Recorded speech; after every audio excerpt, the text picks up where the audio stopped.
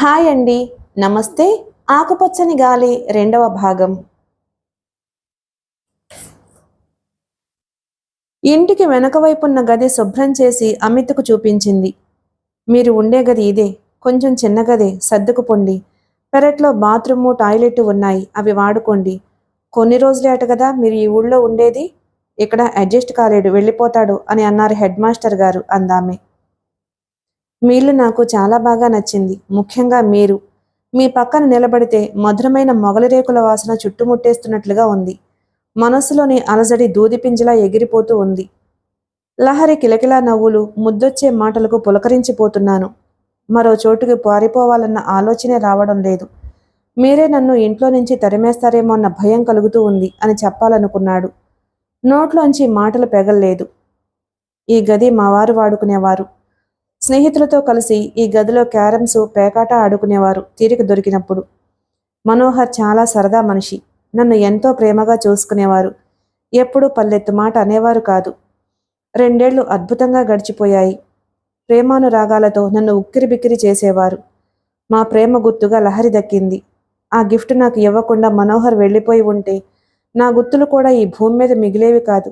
చెమ్మగిలిన కళ్ళతో అంది ఆమె. ఫోటోలో చూశాను, ఎంతో అందంగా ఉన్నారు. లహరిలో మీ పోలికల కంటే మీ వారి పోలికలు ఎక్కువగా కనిపిస్తున్నాయి అన్నాడతను. నవ్వుకుంది.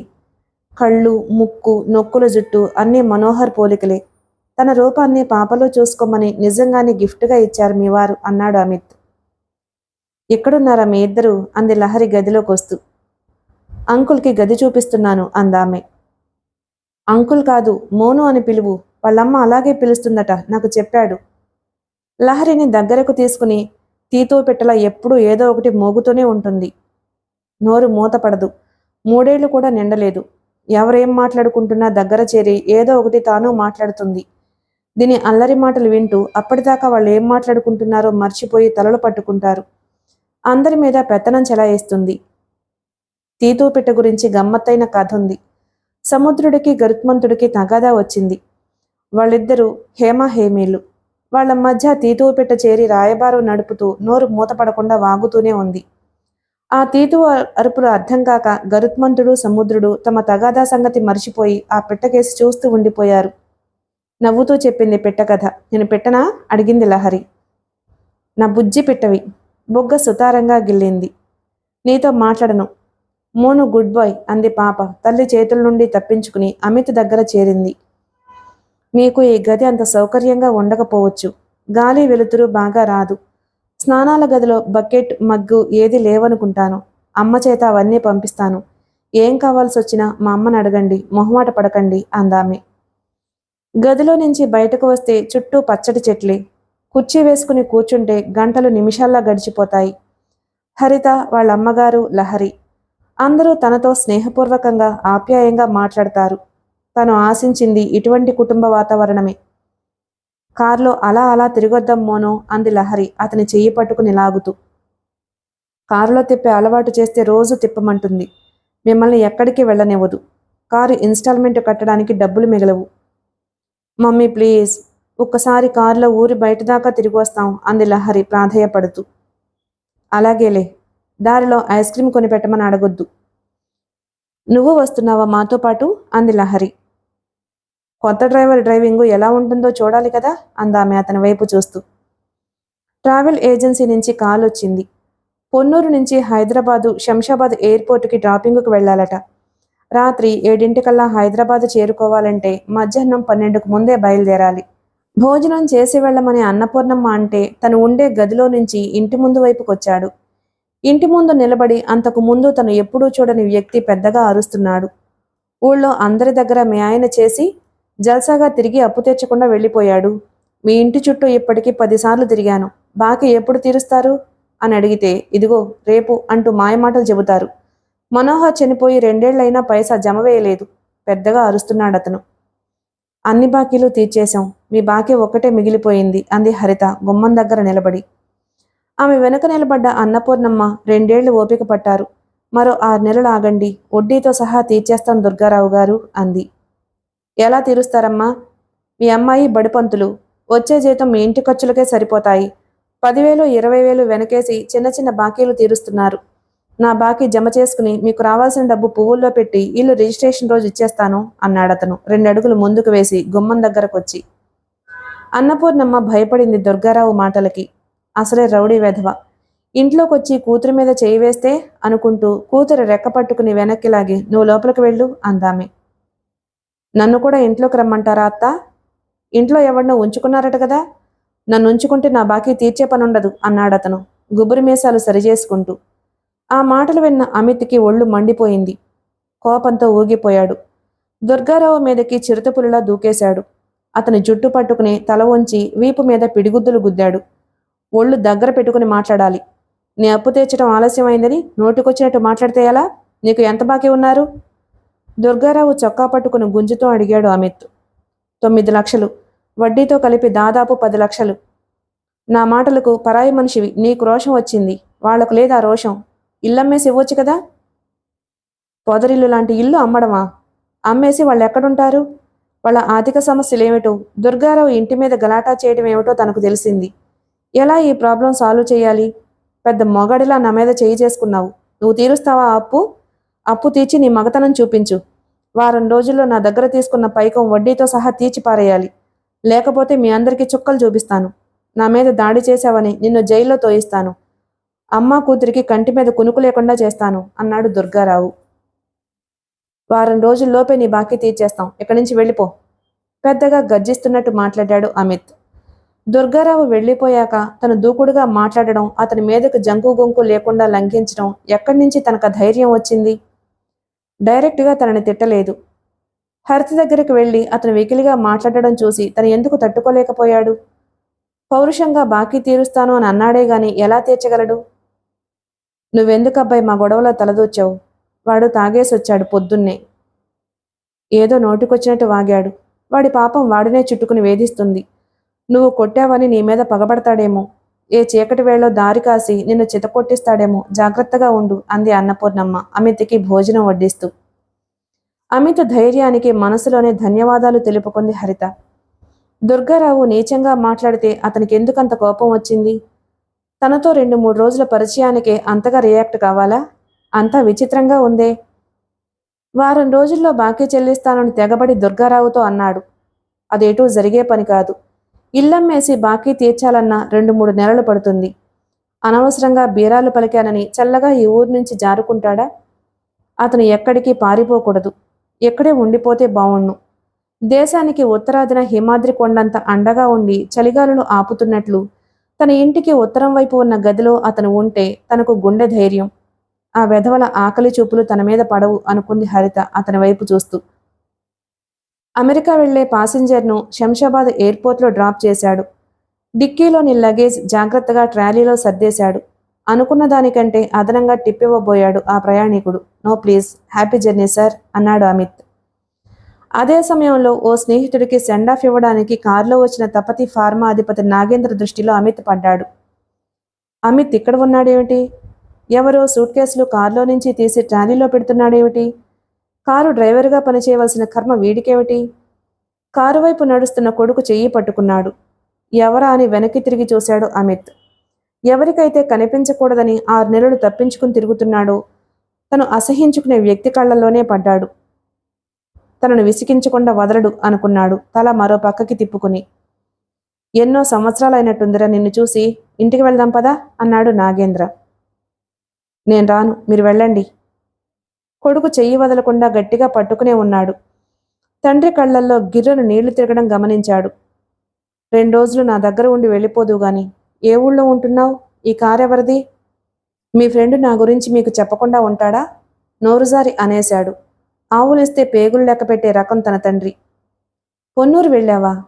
బారో నాకు చెప్పలేదే నీ గురించి. నేను చెప్పొద్దన్నాను. 10 రోజుల కిందటే ఆ ఊరు వెళ్ళింది. నువ్వు కనిపించావు, అదే సంతోషం. నువ్వు క్షేమంగా ఉన్నావు.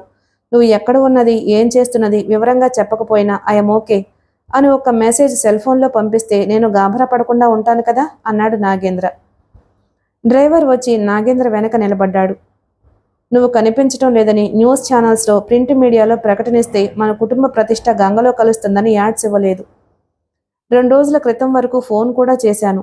ఆ రాస్కెల్ నువ్వు వాళ్ళ ఊర్లో ఉన్నావని మాట మాత్రం చెప్పలేదు.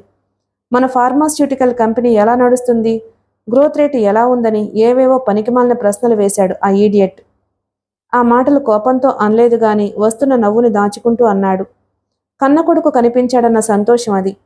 ఈ హైర్ వెహికల్ తీసుకుని మన ఇంటికి వచ్చేయి, మేమిద్దరం మన కారులో వచ్చేస్తాం అన్నాడు డ్రైవర్తో. No, I will not come అని అందామనుకున్నాడు. హరిత ఇంటి ముందు దుర్గారావు చేసిన రభస గుర్తుకొచ్చింది. వారంలో అతని బాకీ తీర్చేస్తానని తను చెప్పడం గుర్తుకొచ్చింది. మన కారులో నువ్వు డ్రైవ్ చేస్తుంటే నీ పక్కన కూర్చోవడం నాకు ఎంతో ఇష్టం మై డియర్ సన్ అన్నాడు నాగేంద్ర ఎయిర్పోర్ట్ నుంచి ఓఆర్ఆర్ పైకి కారు వచ్చాక. జూబ్లీ హిల్స్లో ఎత్తైన ప్రాంతంలో ఉన్న సన్ రైజ్ మ్యాన్షన్ ఉదయం ఎండలో మెరిసిపోతుంది. హాల్లో కూర్చుని న్యూస్ పేపర్ తిరిగేస్తున్నాడు అమిత్. ట్రేలో కాఫీ కప్పు తెచ్చి అతనికి ఇచ్చాడు అటెండర్. మేడపైన గదిలో నాన్నగారు ఎవరితో మాట్లాడుతూ ఉన్నట్టుంది అన్నాడు కాఫీ చప్పరిస్తూ. డాక్టర్ అపర్ణ మేడం గారితో మాట్లాడుతున్నారు. ఇంట్లో నుంచి మీరు వెళ్ళిపోయిన దగ్గర నుంచి మేడం గారు మన ఇంట్లోనే ఉంటున్నారు అన్నాడు అటెండర్ కొంచెం గొంతు తగ్గించి. చిచ్చి, నాన్న బుద్ధి మారదు. ఇంట్లో తను లేకపోయేసరికి ఇంటికే ఆ మేడంని తీసుకొచ్చాడనమాట. ఇంటికి తిరిగి రావడం తనదే బుద్ధి తక్కువ అనుకున్నాడతను. ఒక్క క్షణం కూడా ఆ ఇంట్లో ఉండకూడదనుకున్నాడు. మొదటిసారి తండ్రిని ఆర్థిక సహాయం చేయమని అర్థించవలసిన అవసరం వచ్చింది. ఆ పని ముగించుకునే వరకు అక్కడి నుంచి కదలలేడు. విసుగ్గా పేపర్ పక్కన పడేశాడు. మెల్లగా మెట్లు దిగి డాక్టర్ అపర్ణ హాల్లోకి వచ్చి అమిత్కు ఎదురుగా ఉన్న సోఫాలో కూర్చుంది. Hi young man, how are you అడిగిందామె. ఐఎమ్ ఫైన్ అన్నాడు అమిత్ ఆమె వైపు సూటిగా చూడకుండా. 50-60 లక్షలు ఖర్చు పెట్టి అమెరికాలో ఎంఎస్ చేసి నువ్వు తిరిగొచ్చేసావని మీ నాన్న కొంచెం బాధపడ్డాడు కానీ నువ్వు మంచి పనే చేశావు. Now things are very bad for Indians. వాళ్ళ ఉద్యోగాలు మనం దోచుకుంటున్నాము అనే భావన వాళ్లల్లో ఉంది. ఆ మాటకొస్తే అమెరికన్స్ అంతా అక్కడి వాళ్ళు కాదు. కొలంబస్ అమెరికాలో అడుగుపెట్టాక ఐరోపా దేశస్థులు అమెరికాకు క్యూ కట్టారు. కష్టపడి అక్కడ భూతల స్వర్గాన్ని నిర్మించుకున్నారు. ఇప్పుడు గతం మర్చిపోయి వీసా నిబంధనలు కఠినతరం చేస్తున్నారు. మన దేశం కూడా ఆర్థికంగా ఎదుగుతూ ఉంది. ఇక్కడ కూడా ఉద్యోగ ఉపాధి అవకాశాలు పెరుగుతూ ఉన్నాయి. ఇక్కడే సెటిల్ అయిపో. మీ నాన్నగారు నిన్ను మెచ్చుకుంటూ ఉంటారు. తన కళ్ళ ముందు నువ్వుండాలని కోరుకుంటూ ఉంటారు అంది ఆమె మందహాసం చేస్తూ. అతనిలో ఆమె మీద కోపం ఎగదన్నుతూ ఉంది. మీరున్నారు కదా అన్నాడు కోపం కసి మిళితమైన గొంతుతో. 2 నిమిషాలు మౌనంగా ఉండిపోయింది అపర్ణ. తన మాటలకు ఆమెలో రియాక్షన్ చూద్దామని ఆమె వైపు చూశాడు. 50 ఏళ్ల వయసులో కూడా ఎక్కడా సడలని శరీర బిగువు, లేత గులాబీ రంగులో మెరుస్తున్న శరీర ఛాయ, కాటన్ చీరలో కూడా మెరుస్తూ కనిపించింది. ఆమె కళ్లల్లో కొట్టొచ్చినట్లు కాంతి, మొహంలో ఆత్మవిశ్వాసం అతన్ని తల వంచుకునేటట్లు చేసింది. మా ఇద్దరి రిలేషన్షిప్ గురించి నీకు వివరంగా మరొకసారి చెబుతాను. హై స్కూల్లోనే మేమిద్దరం క్లాస్మేట్స్, దూరపు చుట్టరికం కూడా ఉంది. మీ అమ్మగారు చనిపోయినంత దగ్గర నుంచి మీ నాన్నలో చురుకుదనం, బిజినెస్ వ్యవహారాల్లో ఉరకలు వేసే ఉత్సాహం తగ్గిపోయింది.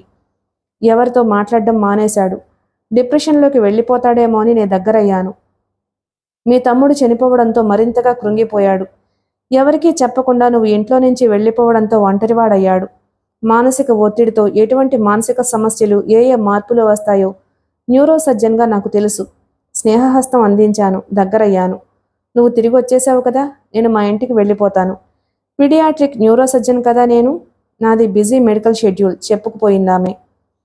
నాగేంద్ర మెట్లు దిగి రావడం చూసి మరోసారి మనం మాట్లాడుకుందాం యంగ్ మ్యాన్. హాస్పిటల్ వాళ్ళు కబురు చేశారు, అర్జెంటుగా వెళ్ళాలి అంది ఆమె లేచి నిలబడుతూ. నేను డ్రాప్ చేయాలా హాస్పిటల్ దగ్గర అన్నాడు నాగేంద్ర. నా కార్లో వెళ్తాను, బాయ్ బాయ్ అనేసి వెళ్ళిపోయింది అపర్ణ. వంట మనిషి హాల్లోకి వచ్చి బ్రేక్ఫాస్ట్ రెడీ సార్ అన్నాడు. అయ్యో, టిఫిన్ తినకుండా వెళ్ళిపోయిందే.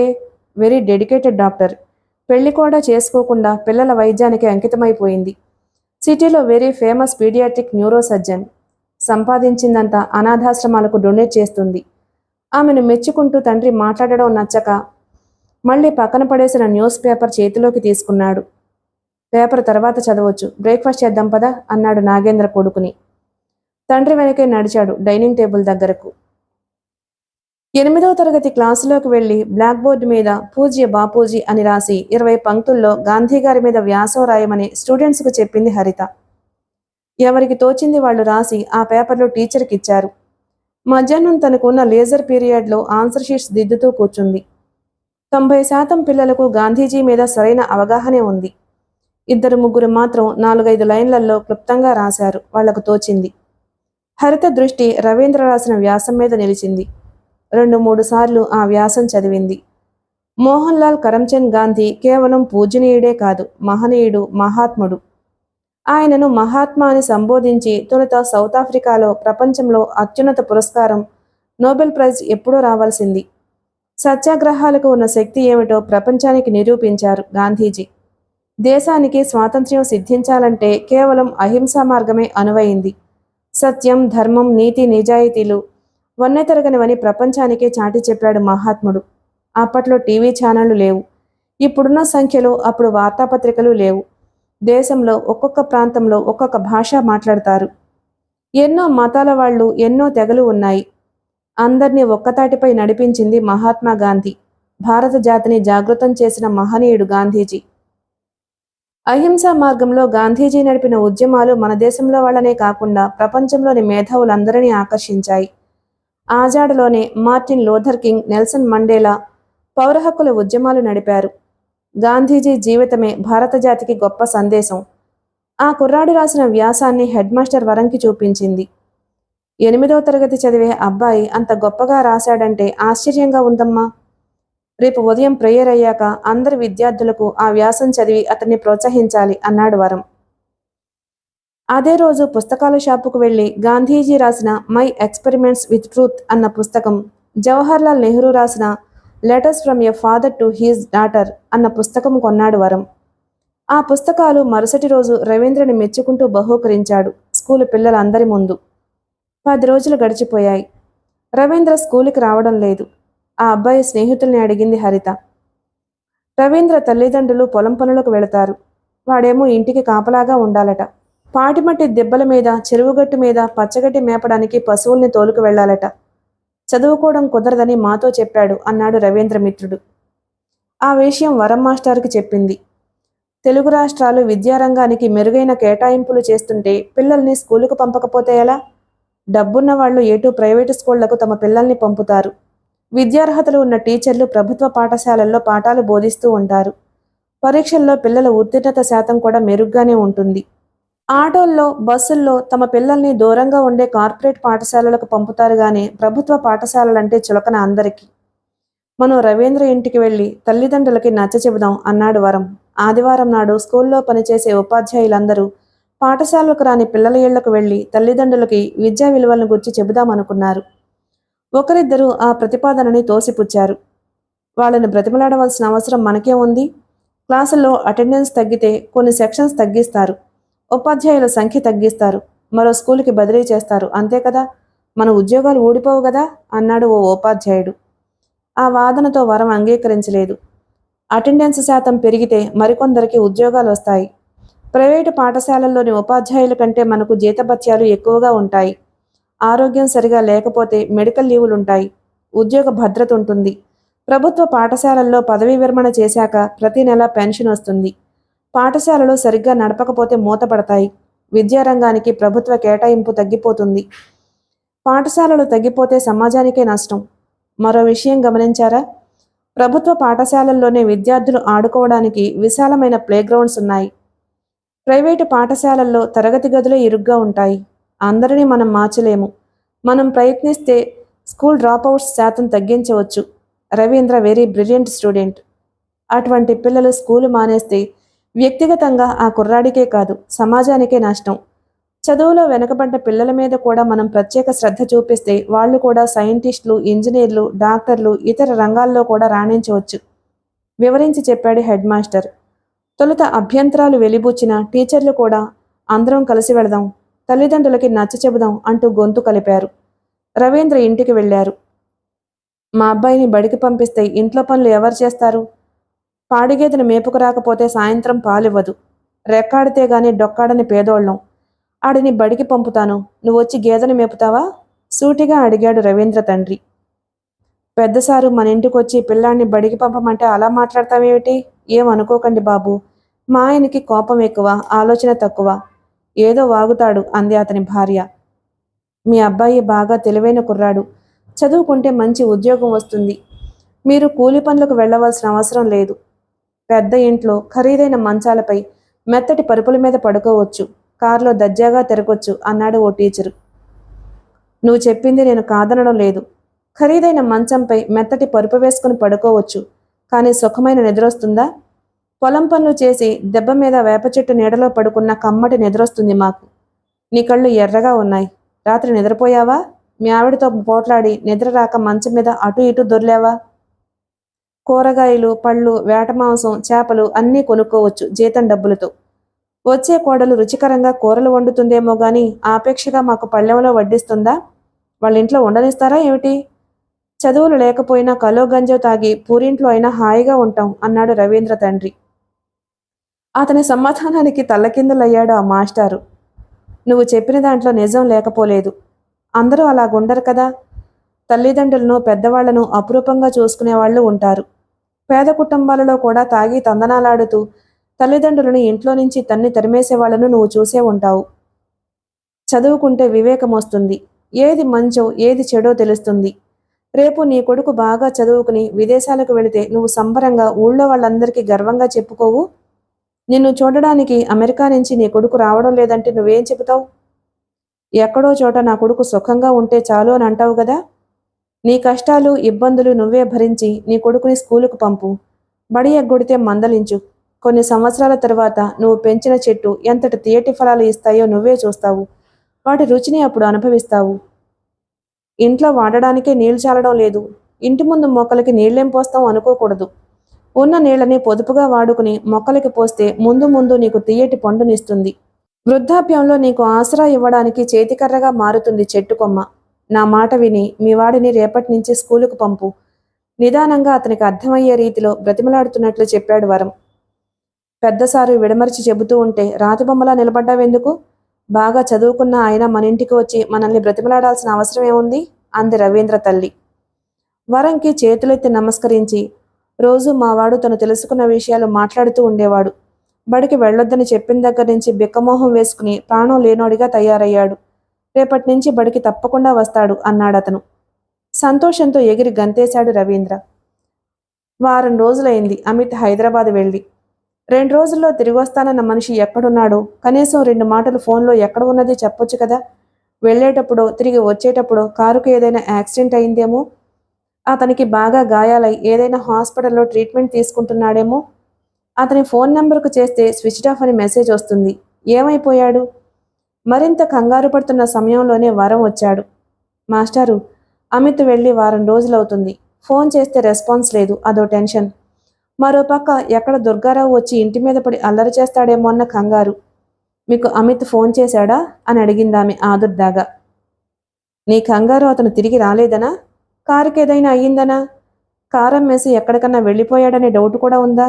నవ్వుతూ అడిగాడు వరం. కారు గురించి కాదండి నా కంగారు. అతను తిరిగి రాలేదు. ఎప్పుడొచ్చేది ఫోన్లో కూడా చెప్పలేదు. Don't worry about that boy. నీ అప్పుల సమస్య పరిష్కారానికి ఏదైనా మార్గం ఆలోచిస్తున్నాడేమో. తప్పకుండా వచ్చేస్తాడు అన్నాడు వరం కుర్చీలో కూర్చుంటూ. ఇంటి ముందు దుర్గారావు మోటార్ బైక్ పార్క్ చేసి లోపలికొచ్చాడు. హరిత గుండెలు దడదళ్లాడాయి కొన్ని క్షణాలు. వెంటనే సర్దుకుంది. తనెందుకు అతనికి భయపడాలి? అవసరమైతే ఇల్లమ్మేసి అతని బాకీ తీర్చేస్తుంది. వరంకి 2 చేతులు ఎత్తి నమస్కరించి హరిత వైపు దృష్టి సారించి, నమస్తే సిస్టర్ అన్నాడు ఎంతో నమ్రతతో. ఆశ్చర్యపోయింది. కొత్త నాటకం మొదలుపెట్టాడా? ఆ సమయంలో వరంగారు ఇంట్లో ఉండడం మంచిదైందనుకుంది. నా అకౌంట్లో 20 లక్షలు పడ్డాయి. నా బాకీ పూర్తిగా తీరిపోయింది. మిమ్మల్ని అనవసరంగా నిందించాను, నన్ను క్షమించండి అన్నాడతను. ఎవరి అకౌంట్ నుంచి మీకు పేమెంట్ జరిగింది? ఆశ్చర్యపోతూ అడిగింది హరిత. అమిత్ గారి అకౌంట్ నుంచి మనీ ట్రాన్స్ఫర్ జరిగింది. మీ అకౌంట్ నెంబరు ఇతర బ్యాంకు వివరాలు అమిత్కు ఎలా తెలుసు? ఏదో అనుమానం వచ్చి అడిగిందామె. అమిత్ నిన్న నాకు ఫోన్ చేసి బ్యాంకు అకౌంట్ వివరాలు అడిగారు. నా ఫోన్ నెంబర్ వరంగారు ఇచ్చారట అన్నాడతను. లాల్చీ జేబులో నుంచి ప్రామిసరీ నోటు పత్రం తీసి హరితకిచ్చాడు దుర్గారావు. మీరు నాకు రాసిచ్చిన ప్రామిసరీ నోటు పత్రం అది. ఇక నాకు సెలవిప్పించండి అంటూ మళ్ళీ నమస్కరించి వెళ్ళిపోయాడతను. అంత డబ్బు అమిత్కి ఎక్కడిది? వరంని అడిగింది. అమెరికాలో 2-3 ఉన్నాడు కదా అమిత్. అక్కడ ఏదన్నా జాబ్ చేసి సంపాదించాడేమో. ఇప్పుడు ఆ ప్రశ్నలన్నీ ఎందుకు? నీ సమస్య తీర్చేశాడు. నీ దగ్గర డబ్బున్నప్పుడు ఆ సొమ్ము తిరిగి అతనికి ఇచ్చేద్దు గాని. వంటింట్లో నుంచి కాఫీ కప్పులతో వచ్చింది అన్నపూర్ణమ్మ. వంటింట్లో నుంచి మీ మాటలన్నీ వింటున్నాను. పిచ్చి పిచ్చి ప్రశ్నలన్నీ మానేసి సంతోషంగా ఉండు అంది ఆమె కూతురు వైపు చూస్తూ. పాపేది అని అడిగింది అన్నపూర్ణ.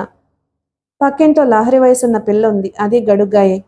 ఆ అమ్మాయితో ఆడుకోవడానికి వెళ్ళింది అందామె. హాల్లో గోడకు అమర్చిన 2 ఫోటోల మీద అమిత్ దృష్టి పడింది. ఒకటి అమ్మ వసుమతిది, మరో ఫోటో తమ్ముడు అరవింద్ది. ఆ ఫోటోలు అంతకు ముందు అక్కడ ఉండేవి కావు. లైవ్ సైజులో ఉన్న తండ్రి ఫోటో ఒక్కటే హాల్లో సోఫాలో కూర్చున్న వాళ్ళకి కనిపించేది. తను పోగొట్టుకున్న వాళ్ళ విలువ తెలిసి ఫోటోలు అక్కడ తగిలించాడా? తండ్రికి అంత మంచి బుద్ధి ఉందంటే తను నమ్మలేడు. వంట మనిషి రామయ్యను అడిగాడు భోజనం చేస్తూ. మీ నాన్నగారు కాదండి, డాక్టరమ్మ గారు ఆల్బంలోని ఫోటోలు పెద్దవి చేయించి గోడకు తగిలించారు. డాక్టర్ అపర్ణ గారా? ఆశ్చర్యంగా అడిగాడు. బాబు, మీ అమ్మగారు బ్రతికున్నప్పుడు ఎప్పుడైనా డాక్టరమ్మ గురించి చెప్పారా? అడిగాడు బీరకాయ రోటి పచ్చడి పళ్ళెంలో వడ్డిస్తూ. ఎప్పుడూ చెప్పలేదే. ఒక్కసారి మాత్రం ఓ పెళ్లిలో నాన్న పక్కన చేరి ఆ డాక్టర్ మాట్లాడడం చూశాను. నా చెయ్యి పట్టుకుని అక్కడకు తీసుకువెళ్ళి నాన్న వైపు కోపంగా చూసింది. ఆమె వైపు కళ్ళురిమి చూసింది, అంతే. ఏం మాట్లాడకుండా తలంచుకుని వెళ్ళిపోయింది. అమ్మని ఆవిడ ఎవరమ్మా అని అడిగితే అమ్మ మౌనంగా ఉండిపోయింది. నాన్న నన్ను కసురుకున్నారు. రేపు ఎగ్జామ్ పెట్టుకుని ఇక్కడికి ఎందుకు వచ్చావు అంటూ నా చెవి మెలిపెట్టాడు. అమ్మ నన్ను మరో పక్కకు తీసుకువెళ్ళింది. అప్పటి సంఘటన గుర్తుకొచ్చి రామయ్యకు చెప్పాడు. కూరల గిన్నెలు, పెరుగు గిన్నె డైనింగ్ టేబుల్ మీద ఎదురుగా పెట్టి అమిత్కు దగ్గరగా కుర్చీలాక్కుని కూర్చున్నాడు రామయ్య. నూనూగు మేసాల వయసులోనే మీ ఇంట్లో పనికి కుదిరాను. మీ నాయనమ్మ మహా దొడ్డ మనిషి. నన్ను పనోడిలో చూసేది కాదు. ఇంటికి ఎవరొచ్చినా భోజనం చేయకుండా వెళ్ళనిచ్చేది కాదు. ఈ ఊరు మనిషిని. నన్ను భోజనం చేసి వెళ్ళమని బలవంతం చేస్తావేమిటి పిన్ని? ఇంట్లో వంట బయట మెక్కొచ్చావు అంటూ నన్ను తిట్టిపోస్తుంది మావిడ అని అన్నా ఊరుకునేది కాదు. నాకు వంట నేర్పింది పెద్దమ్మగారే. నీకు వంట వస్తే మీ ఆవిడ సుఖపడుతుంది అనేది. మీ తాత చండశాసనుడు. మీ నాన్నకంటే 4 ఆకులు ఎక్కువే చదివాడు. ఊరికి ఆయన ప్రెసిడెంట్ కాదు. మునసబు కాకపోయినా ఊళ్ళో పంచాయతీలన్నీ ఆయన సమక్షంలో జరగాల్సిందే. అలా జరగకపోతే ఏదో మెలిక వేసి అందర్నీ తన దగ్గరకు రప్పించి తన పరీక్షలో జరిగిన ఒప్పందాన్ని తిరగదోడతాడు. చదివింది స్కూల్ ఫైనల్ వరకే గాని లా పాయింట్లు బాగా తెలుసు.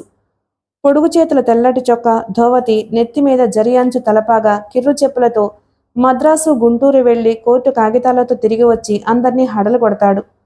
అలాగని తన ఇంటి ఆవరణలో జరిగే పంచాయతీలో తీర్పు ఆయనేమీ చెప్పడు. ఆయనకి కావాల్సింది తన ముందు ఆ చర్చలు జరగాలి. మీ నాన్న చేసింది అదే తప్పు. చదువుకునే రోజుల్లో అపర్ణని గాఢంగా ప్రేమించాడు. తనకి తోడుగా ఆమె లేకపోతే జీవితమే లేదనుకునేవాడు. తన ప్రేమ వ్యవహారం మీ తాతకు చెబితే ఒప్పుకునేవాడా? మీరు ఎలా చెబితే అలా నడుచుకుంటాను. అపర్ణని చేసుకోమంటే పెళ్లి చేసుకుంటాను, లేకపోతే బ్రహ్మచారిగా ఉండిపోతాను అని చెబితే తనే వాళ్ళిద్దరి పెళ్లి దగ్గరుండి చేయించేవాడు. మీ తాతకు భయపడి ఆమెను గుళ్ళో పెళ్లి చేసుకున్నాడు.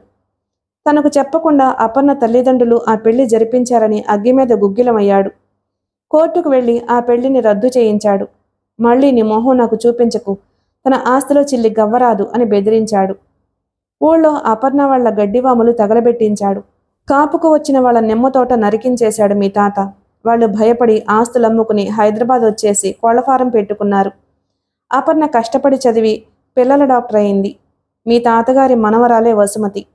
మీ తాత ఒత్తిడి చేయడంతో వసుమతిని మీ నాన్న పెళ్లి చేసుకున్నాడు. ఆ డాక్టరమ్మ మాత్రం మళ్ళీ పెళ్లి చేసుకోలేదు. వంట నేర్చుకుని తనను సుఖపెట్టకుండా మీ ఇంటికి అంకితం అయిపోయానని మావిడ నన్ను వదిలేసింది. నువ్వు మాత్రం నీకు నచ్చిన అమ్మాయిని ప్రేమించి పెళ్లి చేసుకో. ఎవరి మాట వినాల్సిన అవసరం లేదు అన్నాడు రామయ్య అమిత్కి మేగడ పెరుగు వడ్డిస్తూ. తనకు నచ్చిన అమ్మాయి ఎవరు? ఎవరిని ప్రేమించి పెళ్లి చేసుకోవాలి? ఇప్పటి వరకు ప్రేమించడం, పెళ్లి చేసుకోవడం ఆ ఆలోచనే రాలేదు. బ్యాగు సర్దుకుని బయలుదేరబోయాడు అమిత్. ఎక్కడికి ప్రయాణం? ఇక్కడే ఉండిపోవచ్చు కదా అన్నాడు నాగేంద్ర. తండ్రి స్వరంలో మార్పు గమనించాడు. అది వరకు ఆజ్ఞాపిస్తున్నట్టు మాట్లాడేవాడు. ఇప్పుడు బతిమలాడుతున్నట్టు మాట్లాడాడు. ఇప్పటికే 1 వారం రోజులైంది. నేను తిరిగి రాలేదని వాళ్ళు కంగారు పడుతూ ఉంటారు అన్నాడు అతను బ్యాగు భుజాన తగిలించుకుని. నీకోసం కంగారు పడేవాళ్ళెవరు? Cab owner. ఎవరో కారు నువ్వు నడపవలసిన అవసరం నీకేముంది? మన ఇంట్లో 2 కార్లున్నాయి. నువ్విక్కడ ఉన్నప్పుడు కొన్న కియా కారు గ్యారేజ్లోనే ఉంది అనాలని అనుకున్నా తమాయించుకున్నాడు నాగేంద్ర. ఒకప్పుడు అలా దర్పంగా మాట్లాడి అందరికీ దూరం అయ్యాడు. ఇద్దరి మధ్య ఉన్న దూరం మరింత పెంచాలని అనుకోలేదు. అప్పుడప్పుడు వచ్చిపోతూ ఉండు అన్నాడు నాగేంద్ర దిగులు స్వరంతో. పోర్టుకో దగ్గర ఉన్న తన కారు దగ్గరకొచ్చాడు అమిత్. వెనక్కి తిరిగి చూస్తే తండ్రి కనిపించాడు చెయ్యి ఊపుతూ. తల తిప్పుకుని కారు డ్రైవ్ చేశాడు అమిత్. కారు డాష్బోర్డు మీద తను పెట్టుకున్న చిన్న ఫోటో ఫ్రేమ్ వైపు చూశాడు. అమ్మ పక్కన నిలబడ్డ తమ్ముడి ఫోటో ఉంది ఆ ఫ్రేమ్లో. మనల్ని ఇబ్బంది పెట్టిన నాన్న ఇప్పుడు ఎంత ప్రేమ వలకబోస్తున్నాడో గమనించావా అమ్మా? అంతా నటన. నేను ఇంట్లో అడుగుపెట్టినప్పుడు అపర్ణ మేడపైన గదిలో ఉంది. నీ స్థానంలో నీ గదిలో ఆమె ఉంది. నేను ఇంట్లో ఉన్నప్పుడు అక్కడ తను ఉండడం ఇష్టం లేక ఏమో సర్దుకుని వెళ్ళిపోయింది. మావాడు వెళ్ళిపోయాడు, నువ్వు వచ్చేయి అని నాన్న ఓ మాట అనగానే రివ్వును ఎగురుకుంటూ మన ఇంట్లో వాలిపోతుంది. చిచ్చి, వాళ్ళ గురించి ఆలోచించడమే టైం వేస్ట్ అనుకున్నాడతను. ఓఆర్ఆర్ మీద నుంచి రామోజీ ఫిలిం సిటీ దగ్గర విజయవాడ వైపు వెళ్లే హైవే మీదకు పోనిచ్చాడు కారు. హరిత కళ్లల్లో మెదిలింది. ఎంత నిర్మలమైన రూపం ఆమెది! ఆమె గుర్తుకు రావడంతో మొద్దుబారిన అతని మనసులో మధురమైన స్రవంతి ఎగజిమ్మింది. మందహాసం చోటు చేసుకుంది అతని మొహంలో. కారు వేగం పెంచాడు చిన్నారి లహరి గుర్తుకు రాగానే. సుళ్ళు తిరిగే ఆనంద వీచికలు, మధురమైన గుండె సవ్వడి అంతకు ముందు అనుభవంలోకి రానివి. చుట్టూ ఏవేవో సంకెళ్ళు ఉండేవి. ఊపిరాడేది కాదు. ఇప్పుడు ఆ సమస్య లేదు. అదృష్టవశాత్తు పచ్చటి గాలి తారాడే చోటుకి చేరుకున్నాడు. మిగిలిన కథ తరువాయి భాగంలో విందాం. Please like and subscribe my channel. Thank you.